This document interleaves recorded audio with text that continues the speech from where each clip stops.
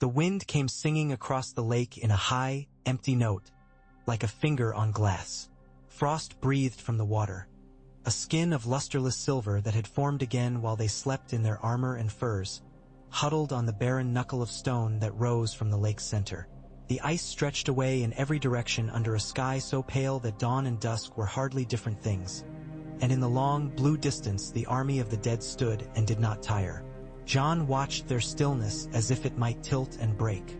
The whites did not shiver, did not stamp their feet for warmth. They were part of the cold, as natural to it as snowflakes. He had seen battlefields sleeping in the quiet after slaughter, the dead stiff and rattling when their comrades came to loot them. This was not that. The dead had a will. "What are they waiting for?" the hound asked. His breath smoked around the scarred ruin of his face. He had thrown a stone earlier and, as if insulted, the water had answered by holding firm, letting the nearest white edge forward until another broke the surface and both vanished with hardly a ripple. The hound hadn't thrown a second stone. "Cold," Jon said. He had been awake long enough to see a skin of rime crawl out from the rock like a living thing. "And the right moment. It's always the bloody right moment for them," Tormund grumbled. He rubbed his beard with hands that were cracked and bleeding. "We could use a right moment of our own." Yora stood near the trapped, thrashing white they'd snared, his eyes drawn as if by a string to the thing's snapping, blackened teeth. Beric Dondarrion had his sword bound in a scrap of cloth soaked in oil, the steel sheathed but the flame in him ready. He looked half-ghost himself in the iron morning, hair rime-white at the ends, a man burned not by fire but by purpose. Across the expanse, the White Walkers sat their pale horses, watching. They were far, and still Jon felt them as a pressure. A cold thought pressed against his own. The Night King stood among them like a shard of pale sky fallen to earth. Jon could not see his eyes, but he knew where they would be if he did on him. The connection was a thread, delicate and unbreakable. There was no other sight like it in the world. "Thuras is dead," Beric said quietly, not as news but as a way to convince the morning it had happened. A low wind combed through the hair at his temples. "We know," the hound replied. "We burned him." Beric nodded, but his gaze had gone distant again. "Then our chances are halved. But perhaps I'm wrong." He was half smiling when he said it, a resigned acceptance that would have been easier to hate if it weren't so human. Jon shifted his weight and the rock answered him with a brittle, powdery squeal. He looked down. The frost had laminated even their island. Every edge was filed and smoothed. The water was no friend. Then he lifted his eyes and saw how the dead were arranged at the far shore, how the black specks of distance were more than he wanted to count, and how too many of the living around him had begun to measure their fate in heartbeats rather than choices.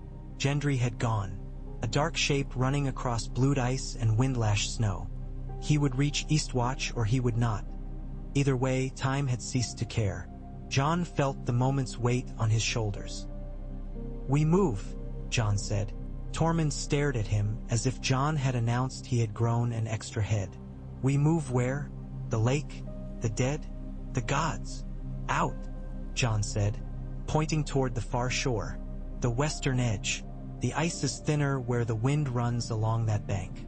We go now while the dead still watch. We lighten everything we can't carry, and we pace ourselves. If the ice holds us, it holds them. If it breaks under us, it breaks more under them." The hound's mouth twitched. "And if it breaks under us and not under them? Then we die faster," Jon said, and his voice had no room left for humor. "We don't have a better choice." "We could wait for the queen," Yora said. It was gently said, but not without hope. "We can't know when she'll come, and if she comes to a flat sky and a spear, we deliver her into their hands." Jon shook his head once. "I won't trade one world for another." "How do you order men to trust ice?" Beric asked. Jon met his eyes. "By walking first. They cut ropes. They bound themselves in a serpent line, a long human thread braided of oaths and fear and stubbornness. The dead watched them prepare with the patience of frost forming in a man's beard. The white they kept, bound tight with rawhide, its mouth gagged with a double twist of leather. The hound slung it across his back like a sack of rotten barley, cursing under his breath as if insults were a kind of prayer. They stripped armor from those who could spare it and made bundles to be dragged. Yora cut his gear to the minimal, his eyes meeting John's for an instant. Agreement, not surrender. John stepped to the edge where the rock's shoulder met ice. The skin of the lake flickered under his boot heel like something alive and thinking. He breathed a mist. The wind had shifted east. A knife out of the sea. "Stay light," he said. "One foot, then the other. Follow my steps. If I fall, you go on." "We go on without you?" Tormund said. "I knew you were mad." John put his weight on the ice and felt it take him with a low, groaning voice. He took another step, heel to tea. And felt the lake consider the bargain and allow it. Behind him the rope tightened, then slackened as each man tested that same edge of trust. A few whites at the far shore sidled forward. Pack instincts stirred, but the walkers held them with a thought, and the dead settled again like a snowdrift. Every step was a measured prayer. He tasted iron. He breathed in and out in time with his feet. Where the wind had scoured the ice, it was black and slick as slate. Where the wind had left it, the ice was full of white threads like flaws in glass. John chose the flawed places, telling himself they had some air in them, that they clung to themselves more sturdily. It might have been a lie. He kept moving. Behind him Tormund muttered something about breaking wind and curses. Behind Tormund, the hound breathed like a man trying to keep his guts from spilling, the whites scrabbling muffled but constant. Beric whispered a prayer, the words eaten by the frost. Yora moved like a shadow, economical and precise, every shift measured. One of the brothers fell, and the rope jerked, and the ice warbled under them. John did not look back. The lake loved a mind divided. They crossed 10 paces, 20. The nearest whites began to stir at last, hunger outweighing command. The first ranks stepped onto the ice and went through with a sound like 1,000 wineglasses singing. They clawed and writhed and vanished under milky water. The ones behind climbed over them without a pause. 30 paces, and an edge of hard snow gathered in a drift, a pale lip ahead. John angled toward it, toward where the wind had eaten a channel that bared the ice and then buried it again. He listened to the ice the way he'd listened to the earth in the crypts at Winterfell when he was a boy, hearing the thickness of the stones. He heard a long, slow, promising thump, like a heavy table settling, and the knot in his belly loosened by a finger's width. When the first dead man reached the place John had just tread, a crack ran outward in a puckered star and swallowed 5, 10 at once. The black lake took them greedily. The others fell into them. A wall of bodies jammed and froze, and the whites behind them clattered over, their hands grabbing at anything that might hold. The walkers remained patient, their frost-blue eyes unreadable. They would cross on the backs of the foolish if the lake allowed it. "Faster," John called, but not too fast. Too fast would shake the ice in a different way, and speed would break men before it broke water. He felt every man behind him, Tormund's stubborn weight, the hound's hateful burden, Beric's steadying hand on the rope when someone stumbled. Yora came like the invisible thought that followed each of John's steps, ready to become action when needed and only then. A quarter of the lake fell behind them, if distances could be counted when everything was white. John began to allow himself faith, and immediately the ice told him he was a fool. The groan under his feet changed pitch, a long sound that made the hair on his neck lift. Ahead there was a shine like a blade. He moved right at once, angling towards a patch where snow had knotted, and felt the rope bite as the others veered with him. The ice spoke again, unhappy, and then accepted. 7 hells, the hound muttered to himself. 7 bloody hells. Only one we need to worry on, Tormund answered. And he's watching us now. Shut your mouth or I'll put a rock in it, the hound told him, and Tormund laughed. The laugh burned a thin, welcome hole in the cold. The dead did not laugh. They slopped toward where the human line had gone, thousands pressing, weight becoming a weapon. The lake cracked and swallowed and froze as fast as it could, and sometimes the dead prevailed, climbing over a floating raft of their own that soon welded into a spiky bridge. Once, a white almost reached across the slush to grab the rope between Beric and Yora, long fingers like riveled eelskin stretching, and then Yora kicked free of a loop of it that had snagged his ankle and the thing slid back into the greed of the water. A few arrows clattered from the shore far beyond, sent by wildlings who had remained where the lake met land, firing more in faith than expectation. Halfway, the rock that had been their refuge shrank behind them until it became a rough smudge under an infinite sky. Jon's breath sawed at his throat. Sweat crawled under his furs, cold and hateful. Longclaw hung like a promise he might not have time to keep. He saw the western bank begin to show detail. Frost-stiff reeds bristling at the edge, a black spruce bent by a winter older than men, a rise of slate caught in the angle of the shore. The wind lifted and came from the north now, colder, somehow thinner. The White Walkers had not moved. He could not read their thoughts, only feel the cold of them. He remembered a child's tale Osha had told Bran long ago, in a Winterfell kitchen. The cold winds are rising. He wished he had asked how to make them stop. "Watch the rope," Jon said again, because saying it was a way to keep it true. The rope saved them when it happened. The ice yielded not under Jon but under a man 4 places back. A nameless brother whose name Jon would have given anything to remember if remembrance could have kept him. The man's weight broke through with an ugly cough of water, the black cold swallowing him to the thighs, then to the chest. The man screamed once, twice, then bit it with his own teeth. The Hound and Beric lunged on reflex, hauling, as the others went to their knees to spread their weight. The dead were almost close enough to whisper. Their fingernails were a dozen scraping slates. "Don't pull straight," Jon barked, and the man's face turned toward him, pupils someone else's size from terror. "On the diagonal. Listen, now." He paced backward, feet feeling for purchase he could not see. The rope turned to a living thing in his hands. The line shifted way. GHT. The man's arms freed. The ground rose in a low swell, then dipped into a shallow swale thick with snow. A low stand of spruce offered enough cover to make them believe in it. They moved through with bodies that had been starved for heat and found none. Spurs of wind-driven ice made needles on their cheeks. Tormund lifted his horn and blew once, twice, 3 times, a sound that broke in the empty morning and flung itself toward Eastwatch. Far away, too far by half, came an answer, thin and weak and real. Behind them the dead reached shore where the ice was thickest and poured onto frozen earth in a tide. There was no sense in their nostrils or tongues, and yet somehow they smelled life. Their movement changed. It had purpose now. The White Walkers eased their horses down, hardly disturbing the ice, the weight of command traveling outward like a frost line. "Up that ridge," Jon said. "There." He pointed to a shoulder of rock that rose with a tilt and offered a spine of stone like a staircase pressed beneath deep snow. "We'll be quicker over it than they will." "Will we?" the Hound asked. He had the white again, slung like something he truly hated, but his hands were gentle in their way. It was easier to be gentle with an enemy bound and gagged than with a friend dying. "Tell me we will, and I'll believe you." "We will," Jon said. "Right?"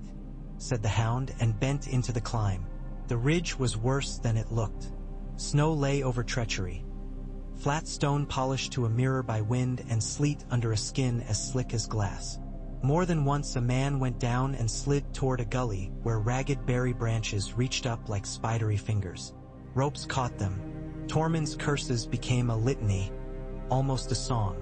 Yora moved with that precise economy again, never once hurrying, never once wasting a step. Beric's smile appeared now and again, strange and small, a candle in a window seen from far away. Near the top the ridge narrowed to an edge. On one side lay a drop into Icewind emptiness. On the other, the slope fell back toward the lake and the dead pouring like ants across a plank. "Do not look down," Jon said, which was the same as commanding them all to look down, but perhaps it helped regardless. They reached the summit as a flock of ravens broke out of a scrub pine below, a black rush that tattered into the air and went rushing west. It felt like a sign even if it was only birds. Beyond the ridge, the land fell in a long, shallow belly toward Eastwatch, and Jon's heart hammered not just with exhaustion but with the belief that they might, by some divine miscounting, live through the morning. The sea was a darker line in the distance, the wall a vast, improbable shadow, blue-white, too straight for any natural thing. He smelled wood smoke on the wind, thin but honest. The dead were close now. Their movement through snow made a soft hiss that set Jon's teeth on edge. He felt their nails wanting his skin. The White Walkers came up the ridge with the patience of men who know they have armies instead of lives. One gestured with an ice lance, and a scarf of wind rose from the valley below, cutting across the slope at an angle to meet Jon's company like a hand trying to push them back. It bit their eyes, snatched at the rope, staggered the weakest. "Down," Jon said, and the rope brought them down without breaking. He felt the hound's breath on his neck, hot and ragged, and then something else. A different wind, a deeper resonance, as if a bell had been struck far above and the air was still thinking about it. Jon frowned, head surveying the sky. He wanted to ignore it and could not. "Do you hear?" Yora began. They didn't see her first. They felt the tremor in the air, the way a hawk feels the air's mood change when a storm thinks of being born. Then Drogon came out of the pale and turned the day briefly to the inside of a furnace. Regal loped the sky beside him, Viserion a cream gold slash. They passed high and angled, not descending, not yet, the sweep of their shadows carving black SCA. RS across the snow. Something in Jon's chest that had been clenched since the raven left Dragonstone loosened and retightened as the Night King tilted his head to follow those shapes. It was all too clear in that one motion what would happen if she descended into Spearcast. He felt it like he felt his own heartbeat. "Keep moving," Jon said, too roughly, because his throat had turned to thorns. "Do not wave. Do not call." Drogon let out a roar that folded the air in half. The sound was an iron thing, made of old storms and anger tamed. He flew on, and with him the others, so near that Jon could see the light of the low sun cross the webbing of Drogon's wings like a shadow of bone. Then they were moving ahead of the company, toward Eastwatch, not toward him. For a breath, anguish touched him with greedy fingers. Perhaps she had not seen them, but a heartbeat later he understood. She had no intention of coming lower for a spear. She had seen and understood and refused the trap. The Night King did not throw. Not then. He watched and marked. "Your queen has sense," Tormund grunted, though he said queen as if it were a word for a particularly large goat. "Tell her that," the hound said. He did not slow his steps. The white on his back clawed and flailed and succeeded in doing nothing but exhaust itself further. They descended out of the worst of the wind and across the belly of the land toward Eastwatch. The towers were visible now, the old stones scabbed by sea storms. Between them, the wall rose in a throat-catching perpendicular sweep. At its base, the gate looked no more than a gouge cut by a knife. Men moved on the towers, tiny, purposeful motes against all that immensity. A horn sounded again, nearer. Answering horns from wildlings clustered like driftwood around the base. The promise of walls was a poison of its own. Men's legs grew heavier when they thought they might have the right to rest them. Drogon and his brothers went to ground on a span of clear shore, sending up plumes of snow like surf. Men ran toward them with spears, then stopped, because the dragons were not wholly real until one stood in their shadow. From this distance Drogon looked small, a reptile playing at being a mountain. Jon knew better, the scale of him only made sense up close. They saw her then. Daenerys stood at Drogon's shoulder, hair white as the world, a dark coat bound at her waist with fur.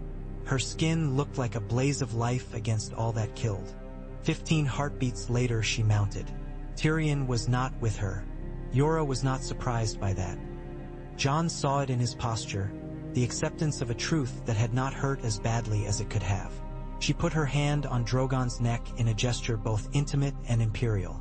Drogon launched into the air, and the shock of it set snow streaming from ledges and sent ravens up in a disorderly panic. She did not come to them. She flew, keeping a distance above spear throw, pacing the undead column as if to taste its length.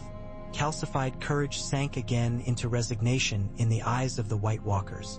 There would be no easy prize. Jon and his company moved with all the speed they had left. The dead followed. They crossed the last shallow depression, hit hard-trodden ground churned by boots and hooves, and stumbled at last into Eastwatch's shadow. "Open!" Tormund bawled, the horns speaking for him anyway. The gate's timbers moved, groaning as if awakened too early from a long sleep. Wildlings shouted, "Hands out!" A brace of men went to carry those who would not carry themselves the last stretch. The white on the hound's back thrashed anew at sight and smell of so much life. He slammed it against the gatepost with a savage satisfaction, and it quieted. They poured inside.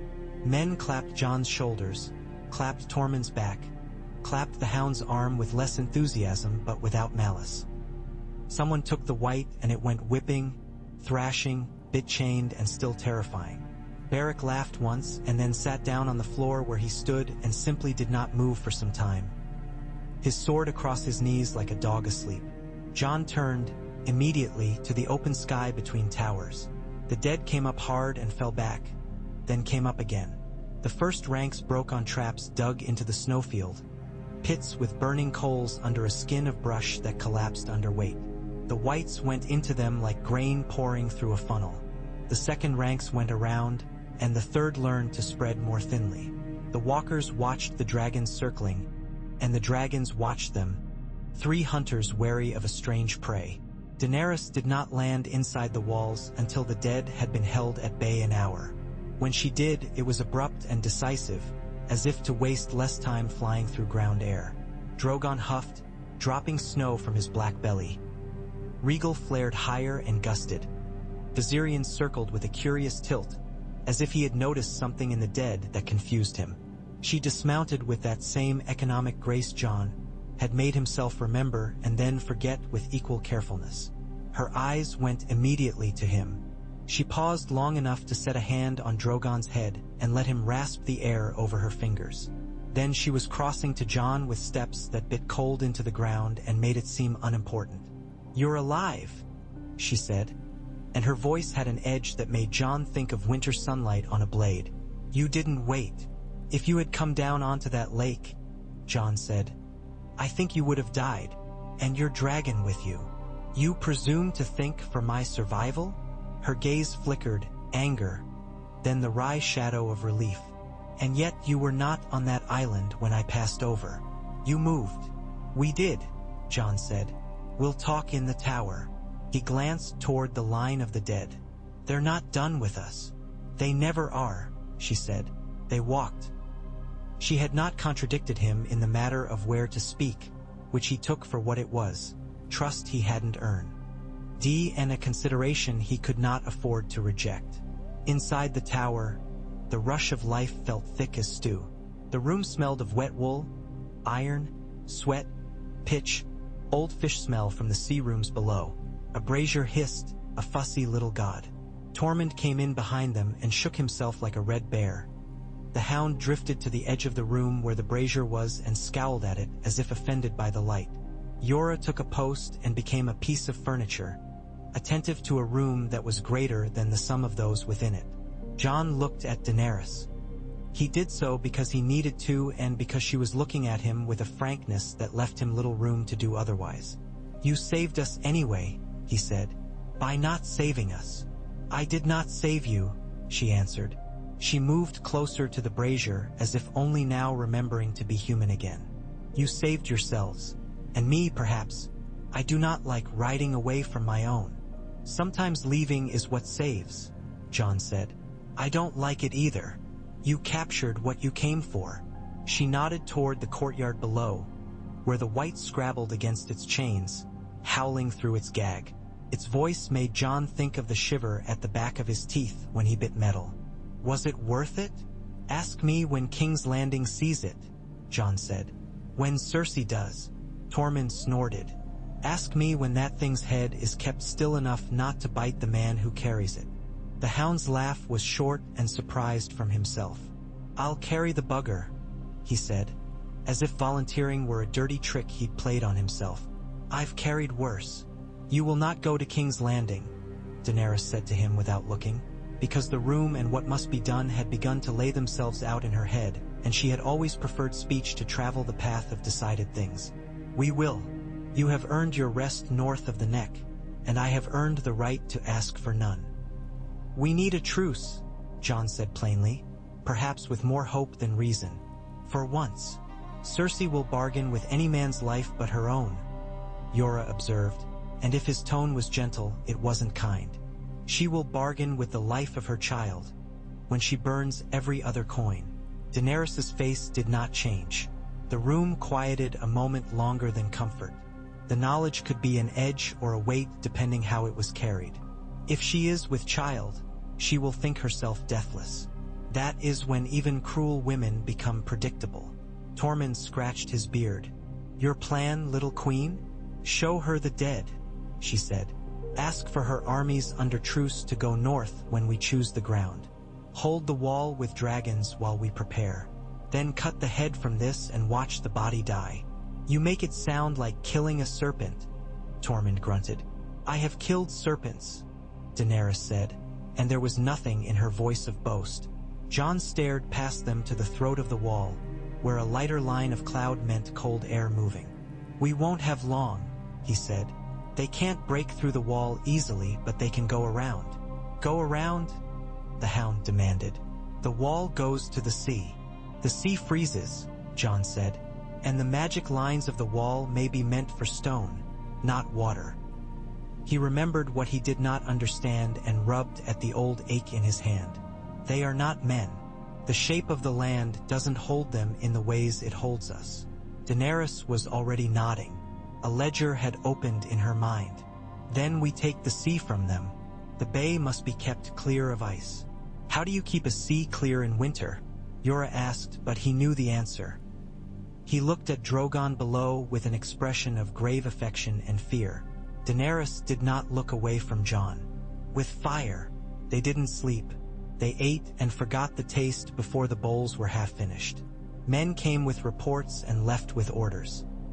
The white was secured in a cage built as if to hold a man twice its size. Its gag tied and retied until it could only make small, poisonous mules. The Hound watched it and scowled. A man resigned to a burden. When the moon rose like a sickly coin, they set out the dragons along the shore, and Daenerys rode them as if the cold were a rumor, slicing long canals of black water through newly formed ice and breaking the dead's attempts to lay a bridge around Eastwatch. The White Walkers watched from the edge of sight, patient as sculptures left in a field. The next morning, when the light was like a bruise spreading, a raven came to Eastwatch and landed on Jon's arm with a familiarity that should not have surprised him. He knew, before he opened the strip of parchment bound to its leg, who sent it. Bran's hand did not have warmth in it anymore, but it had truth. The words were perfectly formed, as if carved. "The Night King is looking to the sea. He calls storms out of nothing and turns air to glass. You will need to break what he builds and come find him where he waits under the purple willow north of the Milkwater. He is hunting me and the tree. I will be there. Come." Jon read it 3 times and did not gain more than he had on the first. "Bran," he said, and Daenerys's eyes had that look again. The one she had when someone spoke of a thing she could not see and therefore did not trust and yet would weigh carefully because she could not do otherwise.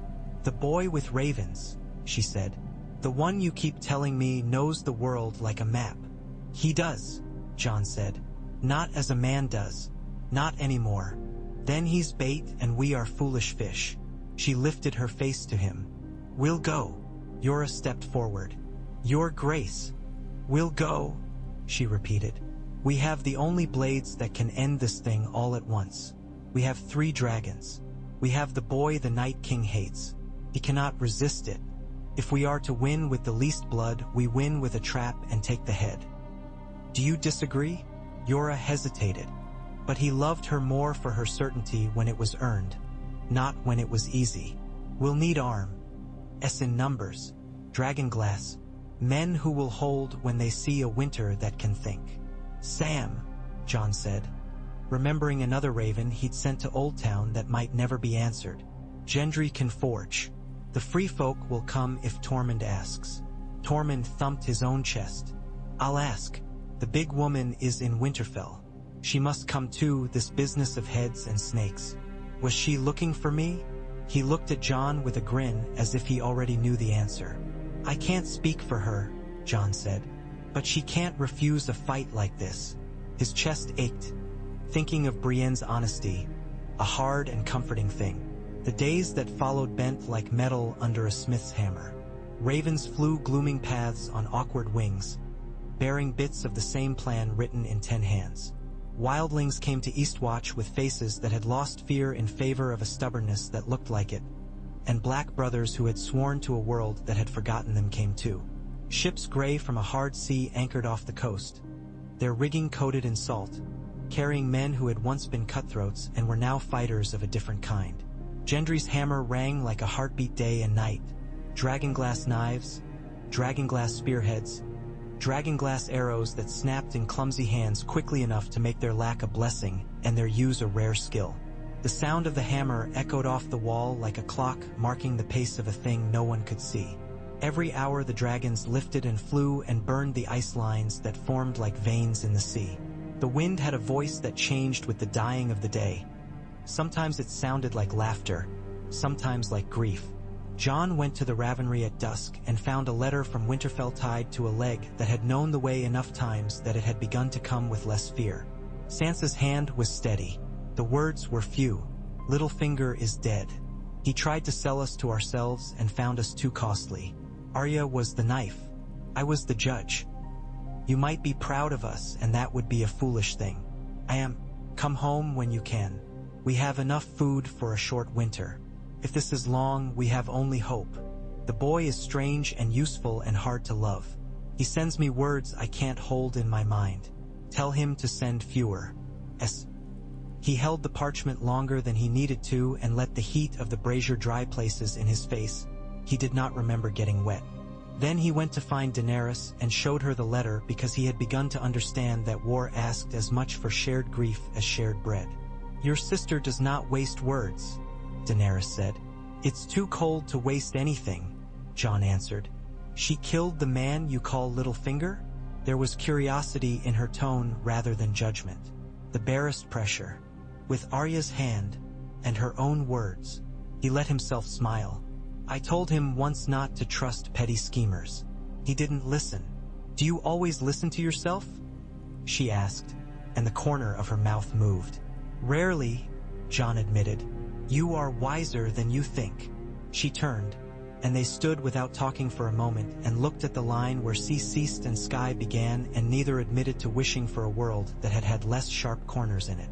They left Eastwatch for the north under a sky that could not decide whether to snow or to be clear. The dragons went ahead, the three together like a judgment.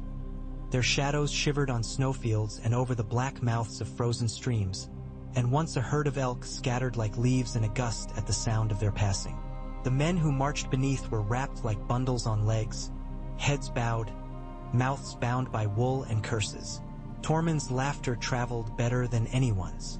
Beric came because dying had not settled him, and Jorah because he had never not gone where she pointed, and because the thought of peace was unbearable without a war to purchase it. Gendry asked to come and was told no. He was needed at Eastwatch until his arms turned to rope and his shoulders became a song. The hound came in 10 paces behind Jon and made a sound sometimes that might have been singing if it hadn't been so hateful. They went north of the Milkwater. Jon stood.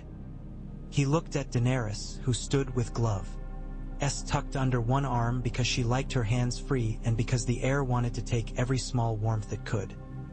He looked at Tormund, whose face was made for hearthlight and had only known torchlight. He looked at Beric and Jorah, at the hound and at the men from the watch, at the little cluster of free folk who had followed the boy who had once been their enemy and had learned to call him something else. "We stand here," he said. "Drogon and Rhaegal keep the sky. Viserion, you break the edges for those who think to run. If the Night King comes with his walkers, we take them as they appear. Do not chase. Hold the ground. When he comes himself, we cut him down." "You make it sound as simple as killing a boar," Tormund said. "I've never killed a boar," Jon replied. "And I hear they're bastards." "True," Tormund admitted. Daenerys walked to Bran and stood looking at him as one might regard a mirror that gave back older truths than the face it displayed had earned. "Can he hear me?" she asked. Yes, Bran said, and his voice was far and near. I hear everything I need to hear. He is thinking of the place where blue glass sleeps under old leaves. He knows I remember it. He will follow me to it. Good, Daenerys said. She bent to him without fear or reverence and put 2 fingers to his forehead and left them there a moment as if to learn the temperature of something that could not be measured. Forgive me that I use you. I mean to apologize later, if we have a later. I knew you would say that, Bran said, and if a ghost could be amused, perhaps he was. Snow began, small flakes that looked like the breath of sleeping things, then turned to flakes like torn cloth. The wind changed and kept changing. The dragons called to each other across altitudes Jon had no words for. The men stood and tried not to think about what they were waiting for because waiting made the thing multiplied. The hours doubled and halved like a drunkard's coin.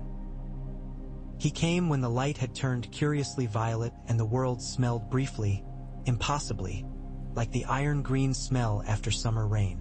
The dead poured before him like a river that had finally found a slope. The White Walkers came with that same terrible patience, their horses' hooves making no sound at all on the snow. They did not hurry. They did not have to. Storm followed him like a cloak. Wind ripped down the valley and began to lay drifts that moved and never settled, like things trying to be bodies and failing. Ice formed on the edges of Jon's beard at once. He thought of men who had died with less dignity than this and found he hoped he would be one of them. Now, he said, and the dragons fell. Drogon strafed the river of the dead with a long cut that blackened and clanged as water turned from glass to steam. Rhaegal twisted in a curve like a serpent and burned the tail of the same line. Viserion rose and then Dove, a spear of living cream gold, and cut a trench that bloomed in violent white, water boiling up around bodies that had never been meant to swim. The dead shrieked without mouths, the sound rising in Jon's bones. The walkers lifted their lances and sent spears of ice humming upward. One went wide by a careless miracle and shattered on stone near the tree. Shards flew. Men cursed and ducked. Another went dead into the air where Drogon had been 2 heartbeats earlier and left nothing but the memory of a line fading. Don't give him the line, Daenerys said to herself through her teeth. Her hand lifted as if she could guide Drogon by a thought. She did not mount. This was not that kind of burning. She watched and judged and waited. The Night King lifted one hand and the storm obeyed. It poured itself sideways into the dragons, a sheet of force so invisible it made the air bend. Rhaegal clipped a wingtip and stumbled. For a heart-stopping second he lost height. Men cried out, but he recovered in a lashing of wing and tail and rose stubbornly, as if he were a thought refusing to be neglected.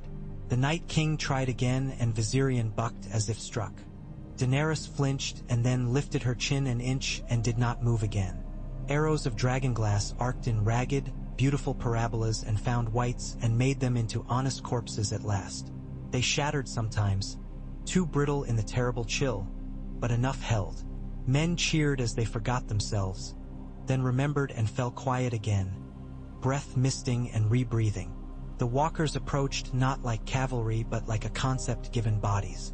One came forward, its face an expression of such profound absence that it made Jon's eyes water. It raised its spear as if to argue with the air, and Jon went to meet it because he had always gone to meet the thing that thought itself his opposite. Longclaw met the spear and the sound was a thin scream that might have been an idea dying. Frost crawled up the blade and then cracked in an ugly line and fell away. Jon stepped in. The walker moved as if in water and struck. Jon refused the rhythm of it and cut differently. Longclaw bit into blue-white and the walker became a rain of hard snow. The dead around them went still for a heartbeat, then fell into a collapse like a structure losing one of its silent beams.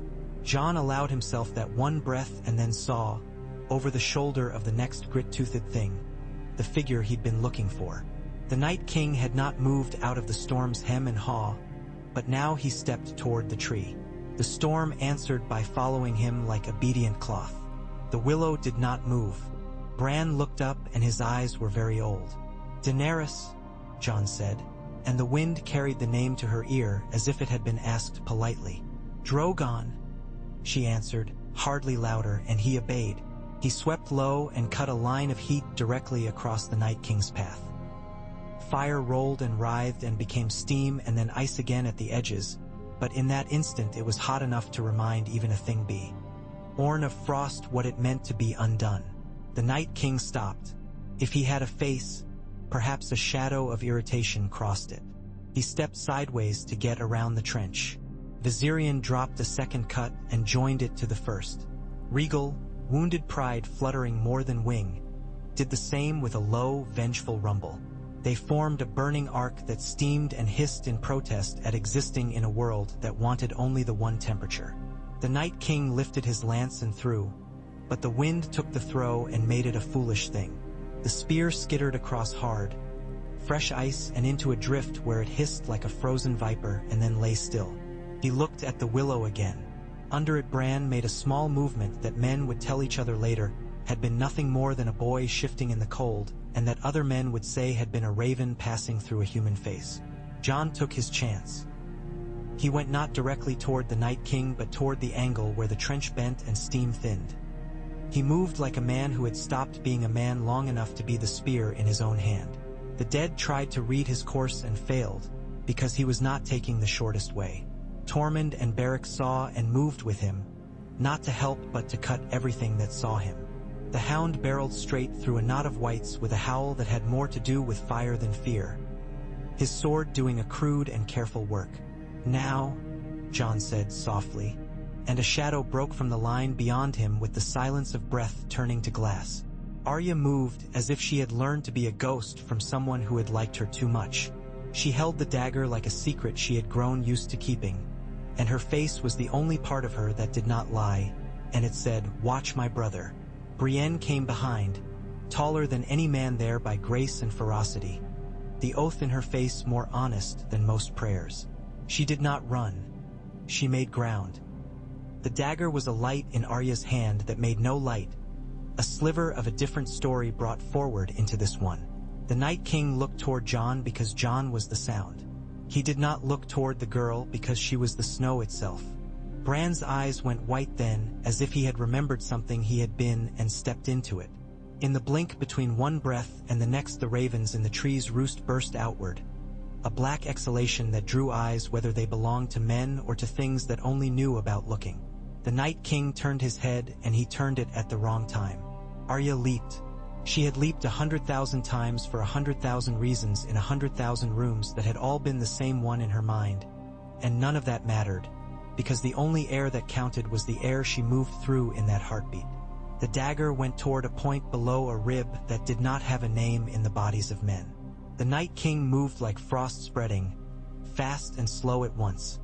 His hand closed around her throat with the softness of a hand closing around silk. She smiled because someone had taught her what to do when a hand closed on your neck. She let the dagger fall because she had always preferred letting go to holding too tightly. It fell into her other hand as if it had been waiting there all along, and she drove it upward in a new arc into an old heart that had never known it had one. There was a sound like a choir breathing in. The world paused. Then the Night King shattered. He broke from the image inward, not like glass but like sunlight tearing up a pool of oil. He became fragments that remembered being men and hate and winter, and then he became a suggestion that stepped out of the world. The storm went out as if a door had closed on it. The walkers, one by one, cracked in notes like fine porcelain catching cold water, and in their breaking, Tristan's 100 dead, and all the other dead, fell without grace or grief, bodies unlearned from motion, puppets with cut strings, untrue things made briefly honest. Men stood in that stillness and did not move, and then they moved, and in the moving came all the noise the battle had denied them. Jon hurt in places he had no words for and did not care. He went to Arya and took her by the shoulders and did not squeeze because a hand had just been there, and he would not remind her of that even with love. She smiled not like a victor but like a girl who had kept a promise to an old version of herself. "Idiot," she said softly, leaning into him for a moment, allowing it without admitting to it. "Always the front. You were the front," he said, and if his voice cracked so did the world. Daenerys came to them and stood. She did not speak for a long moment. Her face had not changed. Only her eyes had something in them that belongs to people who have seen the hinge of the world swing. She breathed, then breathed again and said, not to Jon and not to Arya, but to the place where the Night King had been. Break the wheel. Wrong business, the Hound muttered, but his voice was a thing like a blessing, coughed and unadorned. They burned the bodies and did not taste the smoke as a wicked thing. It was wood and it was fat and it was the end of something that had pressed on their breath since the first winter. Men who had seen more than one death wept openly. Tormund clapped Brienne's shoulder and then shook his own hand as if he had struck stone, grinning despite his knuckles' complaint. Beric stood apart and looked upward as if daring someone to demand the life they had given him so many times before. It seemed no one would. Yora, quiet. Let the heat lick the front of his coat and thought of another fire and another night in another land where a young woman had walked without fear through a thing that kills and had come out different. He said nothing to her now because he had learned that speaking was not always love. Bran fell asleep with his eyes open and woke with them half closed and told no one what he had seen in the world that came rushing in when the door opened. It didn't matter. The worst was done. News traveled to Eastwatch and then to Castle Black and then south as fast in winter as anything can be said to travel. Ravens carried it in their old, disinterested eyes to Winterfell, where Sansa read it on the battlements and let go a breath she had been holding since she had been a girl in a different dress. To Old Town, where Samwell Tarly, cheeks ruddy with the fires he had not slept by, turned to a shelf of books that suddenly felt like the bodies of old men and finally allowed himself joy for the first time in months. To King's Landing, where Cersei listened and narrowed her eyes as if clarity were in insult. The dead were done with the living. The wall stood, blue-white, unbroken. The sea around Eastwatch a fickle lace of ice and open water burnt clean each morning by 3 patient gods. The Dragon Pit meeting could not be avoided. Men need theater to imagine truth, and the White was theater that no imagination wanted. They went south under the cold bite and then into a softer weather that felt like betrayal. Air that moved without knives in it. Sunlight that had color. Jon wore furs regardless, because the man the North had asked for insisted on being visible. Daenerys came as a queen with 3 shadows that fell long over streets that once had only known the shadow of the Red Keep. Drogon shrieked near the mud gate, and 100 pigeons went up in a clatter and fell again as if nothing could keep them from returning to that which fed them. The White writhed in its crate, hunger thick in it as old smoke. The Hound prodded it with the unkind patience of a man who belongs to nothing and therefore cannot be disappointed by the world. When he lifted the lid in front of the Queen's golden amphitheater, it came out like a bad thought and threw itself at Cersei as if the distance between them were nothing. The Hound caught it by the chain and held it there until the whole court flinched back from the smell of old meat and winter. Qyburn stepped forward with a scientist's wet eyes. Euron Greyjoy declared he wanted nothing to do with any of it and left in a flurry of calculated cowardice, which was no less effective for being cheap. Daenerys watched Cersei's face. She had become good at reading any woman who had lasted in the world as long. Cersei watched the White as if it were a prophecy and did not let anyone see her learn from it. She looked at Jon like a problem. She looked at Tyrion like a wound. "We propose a truce," Daenerys said. "And then we will be back to kill you or not, depending what spoils we have left." Cersei laughed without showing any teeth. "Your dragons have spared my city for now. You bring me monsters as if I do not sleep with them. You want me to send my armies north to die in snow in a war that is already over." "The war against death is over," Jon said, because he could not bear the use of the past tense in the place of anything else. "The war against you is not." "And yet," Cersei said silkily, "it can be." She turned her head and the movement pushed the black river of her hair against the sharp edge of her collar. "Kneel." Jon held her gaze. He had bowed once already, in a cabin on a cold island. He found he had no interest in kneeling again. "No." "You will not kneel to me," she said. "And you will not kneel to her then? A king with no knees." "I have bent the knee to Daenerys Targaryen," Jon said, and the words fell in the red arena with the weight of a stone tossed onto a frozen pond. He heard the crack move outward, felt it reach the edges of the world he had known and return. "I said I would, and I did." Cersei's mouth changed by a shade.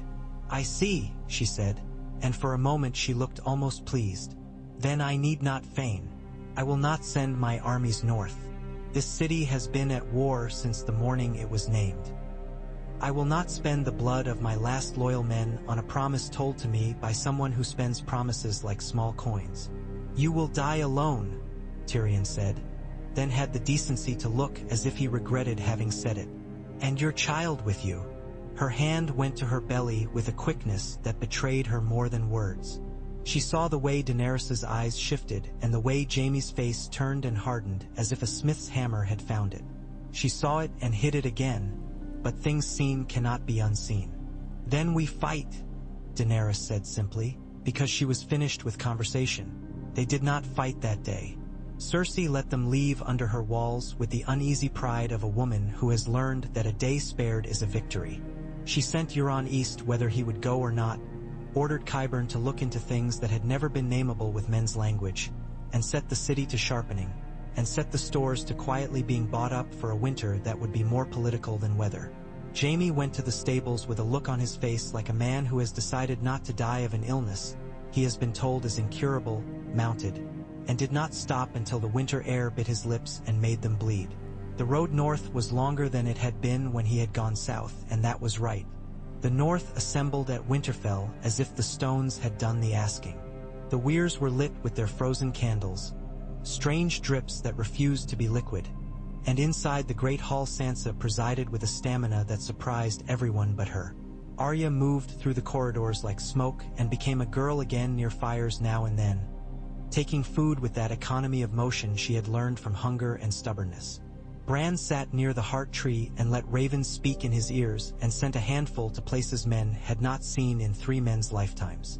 Jaime arrived and asked for an audience and got it because that was what Sansa did. She listened and then she cut. Brienne stood near and did not need to speak. Jaime said the things pride had not let him say, and then he said the things love had not allowed either. He was allowed to keep his sword. Brienne took it from him and gave it back. That was what mercy looked like in good hands. Steel put where it belonged. Daenerys came with all 3 dragons, and the sky lowered itself like a guest who did not know how to be invited in and was not certain it had time to try. When Drogon set the snow swirling and Drogon's heat kissed the frozen turf, the men and women who had thought themselves full of proof found they had more to do. Daenerys stood in Winterfell's yard and looked at the castle with the expression of a visitor who cannot decide if the house she has come to is a ruin or a fortress or both. Ghost came out from the place where wolves no longer belonged and stood before Jon. And Jon put his hand on Ghost's head and for a moment was less a king and more a boy who had loved a thing without conditions. Samwell Tarly came with Gilly and the baby and brought news the way he brought everything, looking as if he had only just remembered how important mouths are to human life. He told Jon the thing about his blood that Jon had not wanted to know, and Daenerys listened because to ask not to hear was a luxury she had never given herself. "You are Aegon Targaryen," Sam said, the name like an old coin brought out of a jar at the back of a room. The last piece in a story we didn't know we were telling. Jon felt the shape of his own face as if it had changed under the words. "My name is Jon," he said, "because names are armor when truth becomes a blade. But thank you for telling me." Daenerys did not look at him when she spoke. "He tells truth because he cannot do otherwise," she said, and Sam looked as if he'd been given an unexpected kindness. "But the world is larger than blood." "It always has been," Jon agreed, and found that the tightness in his chest was fear, not of losing himself, but of losing something he had not had the courage to ask for. They planned the war as if it were a banquet to be set just so. It was not about living. That peace had been purchased. It was about deciding about who would earn what was left when grief had finished eating. Daenerys had 3 dragons and the certainty that had always kept her alive. Jon had the North and a name he'd never asked for and a face the people chose to trust because it had a bone-deep difficulty with lying. Sansa had a castle and a spine of tempered steel. Tyrion had a brain that had been a cage and then a weapon and wanted badly to be a garden. Arya had a knife and no need for a title. Bran had time and the ability to lose it. Cersei sent gold across a sea that wasn't as friendly to her as she had once believed. The Golden Company came, all glittering sobriety and old discipline, to a city that had forgotten what discipline looked like. Euron's ships slipped and squirmed along a coast that had learned the outline of dragons and had begun to hate all sails. Qyburn scorpions bristled on the walls like porcupine quills and were meant for gods. The city filled itself with fear and hunger even as it convinced itself it was filling with certainty. With the dead done, with no ice dragon to unmake what men had built, Daenerys had leverage she had never thought to have. 3 dragons meant air superiority of a kind no general had had in the history of men's wars. She did not burn the granaries. She burned the ships that brought food meant to be used as a club against those within the walls. She did not burn the bells. She burned the teeth that would bite the hands that would wring them. Tyrion argued for patience with a desperation that spoke more to himself than to her. "Win clean," he said over and over, because he wanted to be the man who had helped the city live and not the man who had helped burn another. "Win clean." "Clean is a word," Daenerys said. "Victory is a different thing." Jon walked the walls at Winterfell at night and thought about the city he had never loved because it did not smell like the world he knew. He thought about the men who followed him and the children who did not yet know who would feed them next year. He thought about Daenerys' eyes when she looked at the sky and saw something he could not. He thought about Sansa's hands when they closed around a goblet and steadied themselves enough not to show their shaking. He thought about Arya's smile when the dagger came back into her hand. He thought about a tree that had once known winter as a rhythm rather than a definition. The march south was less heavy than any march into winter can be because men believed they would be fighting something human. That belief was a luxury. The road showed them every weather and every face. They moved like a river figuring out a new bed. The dragons shredded clouds and sometimes came low enough that men could see the heat shiver along their flanks. The world looked different under wings. They reached King's Landing in a season that still had the smell of oranges in it if you went to the market at dawn and stood very still. The sight of 3 dragons crucified the skyline in a way no man-made thing could. The Golden Company arrayed itself outside the gate with drums and banners and faces that would not twitch. The scorpions on the walls gleamed offensively and then looked a little ridiculous under Drogon's shadow. The Iron Fleet hugged the mouth of the river like a parasite. Daenerys did not call parley. She had parleyed. She had done theater. She allowed the city's bell towers to speak for themselves if anyone within wanted to pull their rope. The battle was a long and carefully executed humiliation. The scorpions turned and groaned and fired and hit air and sometimes their own men. Drogon cooked Euron's flagship into a curling piece of meat. The screams sounded like seagulls and then stopped. Rhaegal and Viserion cut smoke holes in the sky and then cut wine through those holes in return. Ned at odd angles like thoughts you had forgotten you had had. The Golden Company held for a time and then broke. Not because of dragons, but because cavalry with winter in their eyes can do to men who have never seen snow what a fever does to a child. The bells rang. Cersei stood at a high window and looked down and realized that the thing she had always counted on was not gold but fear, and discovered there was enough fear in the world for everyone and none of it obeyed her. Drogon came to rest on a ledge like a living gargoyle, and Daenerys stood where a queen stands when she intends to be unavoidable. Jon's men poured the city not like a flood but like a measured tide. There was looting. There was cruelty. There was kindness and women pulling children by the hand across streets that had not known this silence since before their parents had been born. The mountain stood in the red keep's belly and looked like the end of everything polite. The hound went to meet him. No one had asked him to. No one could have stopped him. He walked up stair after stair with a purpose that had learned to take its time. He knew that to delay a horror is as useless as rushing toward it, but that there is dignity in the pace of a man not afraid of his last view out a window. The mountain removed his helm and showed the face that had been a cautionary tale to children and now was worse. The brothers fought in a chamber that had once been accompanied by musicians on feast nights, and they destroyed it together. 2 men smashing the work of craftsmen dead for a century. The hound danced like a man with a limp, awkward and beautiful. He drove his sword under the ribs of a monster and laughed when it did nothing.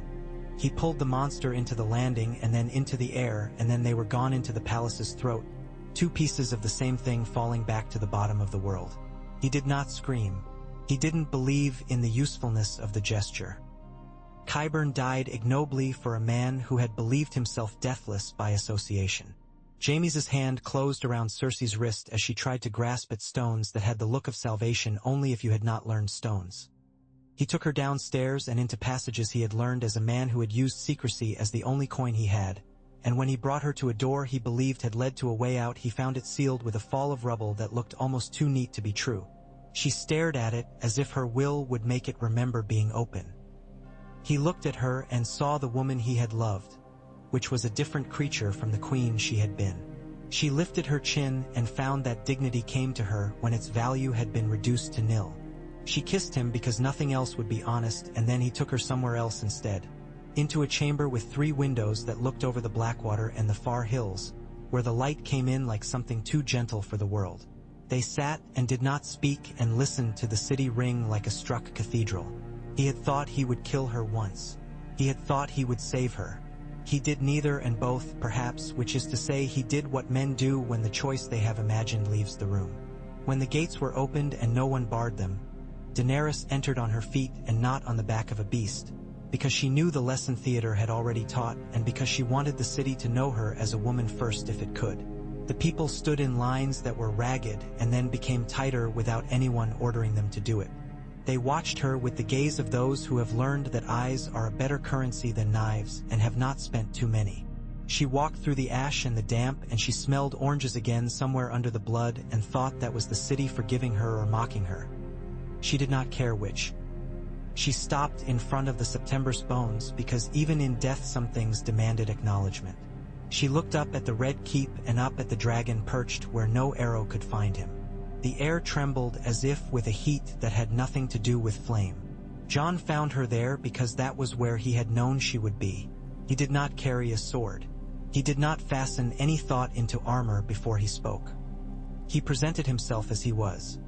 A man with a name he had not asked for, whose body had been made a message by the world and who was tired of reading it aloud. "You have the city," he said. "For now," she said without bitterness. "I have it the way a man has a fever, and the fever breaks, and either the man dies or the man lives."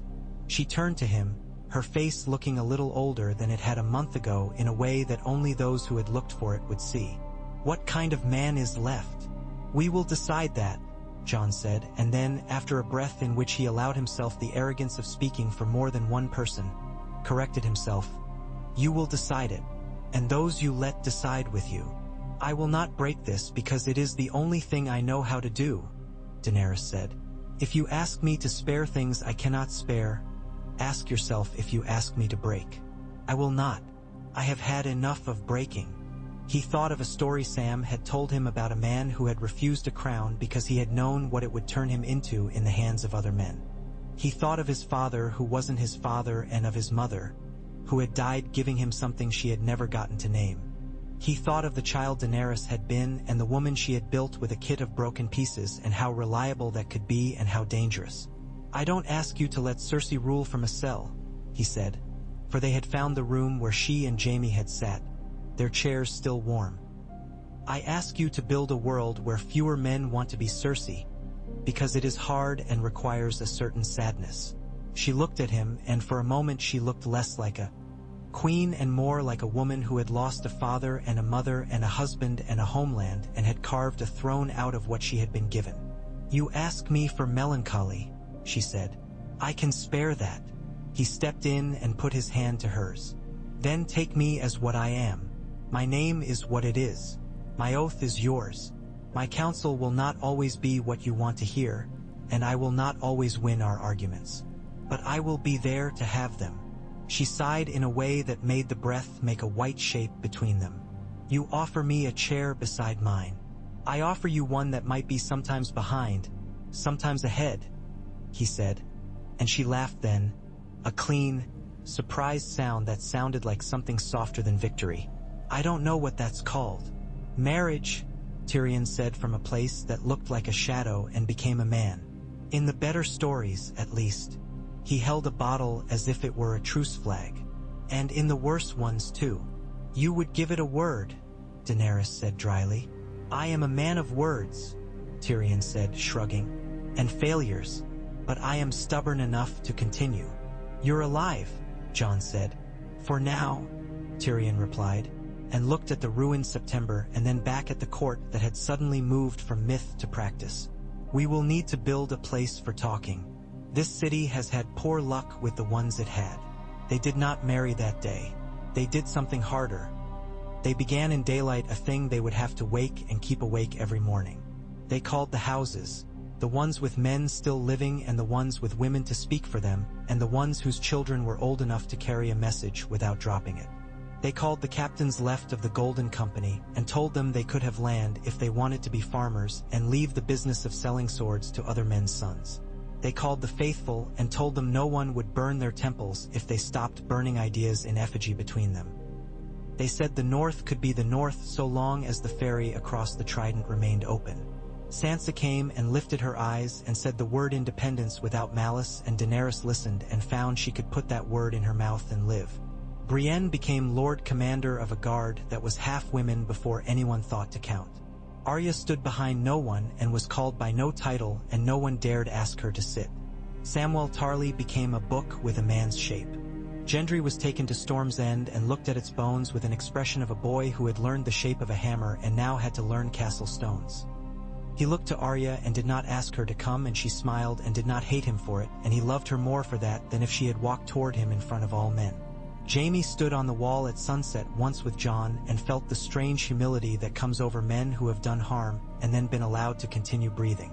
"I pushed a boy out a window once," he said without prologue, "and today I sat under a window with the woman who made me, and we watched the city shrug beneath us like a dog shaking off flies." He shook his head. "I don't know if this is redemption. I think it may only be survival." "Sometimes that's everything," Jon said. "Sometimes it's the seed of everything." Jaime nodded. "I will go where Brienne tells me.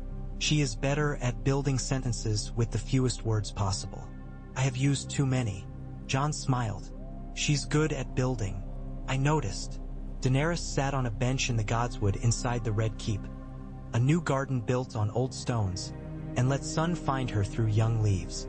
She had no crown on her head, though a circlet sat on a table near her, a thing she put on when men needed to be reminded of who she was and took off when she needed to remember herself. She watched a pair of children try to teach a more stubborn child to skip stones across a pool, and when none of them succeeded she clapped anyway, and the children turned to her and clapped back because they had learned that applause can be a game that hurts no one. In the north the snow came late and left early, and Sansa wrote to Daenerys and said this might mean a short winter after all, or it might mean nothing, and either way she had ordered grain bought and goats kept and men trained to mend roofs. She wrote with a plainness that would have been a kindness in any other woman, and in her was also a subtle dare. "You give me what you promise and I will give you what I have promised. If you don't, I won't." Neither of them expected anything else. Arya's face appeared at the yard gate some mornings when Jon had convinced himself he had misplaced her in the city, and then she would vanish again and he would find his own boots missing or his bread salted with pepper he did not recall owning. Once she put a small bone carving of a fish in his pocket, and he did not understand it until he found himself staring out over the Blackwater and thinking of a girl he had watched learn to hold a sword, and then he laughed until he had to sit down. Bran went home to Winterfell and became an old thing in a young shape. He was not a king and would not be. He caught the lives of men in his fingers and put them down again. He sent ravens to Cotter Pike's grave and to Benjen's unquiet place and to a cave that no longer existed and looked for things he could not see now that the Dragon of Winter was dead. He told no one what he found and the world spun regardless. The wall stood.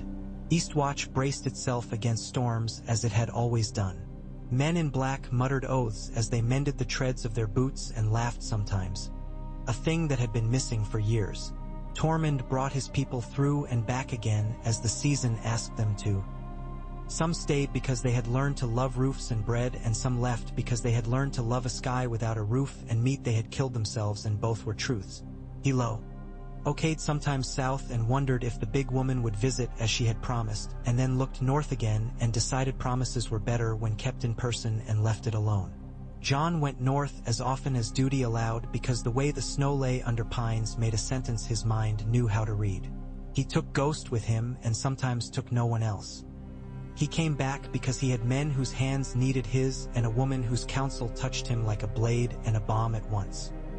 He walked in chambers lit by candles that had been made with wax paid for by men who had never learned to read and listen to arguments that would decide whether those men's fields would be worked by their daughters or theirs, and he said, often, I don't know. And then he said, let's find out. And sometimes that was the right answer and sometimes it was not, and he learned. He and Daenerys stood one evening at the top of a tower that had been rebuilt very quickly by men who had not learned the usefulness of beauty yet, and looked out over a city that had become an argument and a hope. The sky was the dull, soft color of a dove's shoulder. Far away a bell rang, and another answered, and the sound clanged cold along the water. Do you ever think of leaving? He asked. Every day, she said. And then I remember there is nowhere to go. She smiled a little. And everywhere, he echoed, thinking of roads he hadn't walked and faces he had learned to love across maps. He stood close enough to her that the temptation to touch and the choice not to were the same thing. She looked up at him sideways and said, in a voice just above the wind, You saved me by not letting me save you. You saved me by letting me save myself, he said. We can go on like this forever, she said. We might have to. She turned and put her hand on his chest and felt the old scar like a rumor under her palm, and he put his hand on hers and left it there, the easy weight as important as vows. Below them a city breathed that had always hidden its breathing from those above, and it did not hide anymore. Snow came to King's Landing in the third winter's first moon, a thin flurry that settled and then left as if embarrassed at being seen.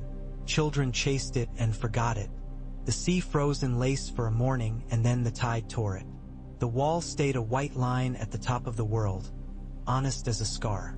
In the crypts under Winterfell men's bones stayed where men had put them, and women prayed to faces that were not carved but were as present as they had ever been. The Dothraki learned what it meant to ride in grass that hurt your horses and liked it or did not. The Unsullied stood where they were put and did not complain. And in a quiet place where a willow stained like a bruise had once drunk cold water, new growth came up despite the soil's opinion of itself. The wind moved through it and made a noise that had nothing to do with spearheads, nor wings. There are worlds with ends and worlds without. Men move through both and are surprised every time.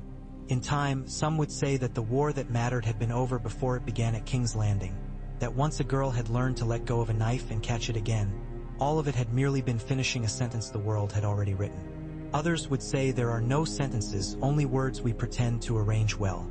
Jon Snow, who had more names than he had asked for, would shrug and say, as he had learned to say, We did what we could, and Daenerys Targaryen would add, without apology and with a faint, private smile that made men fear her and love her, and sometimes both at once, And we will again.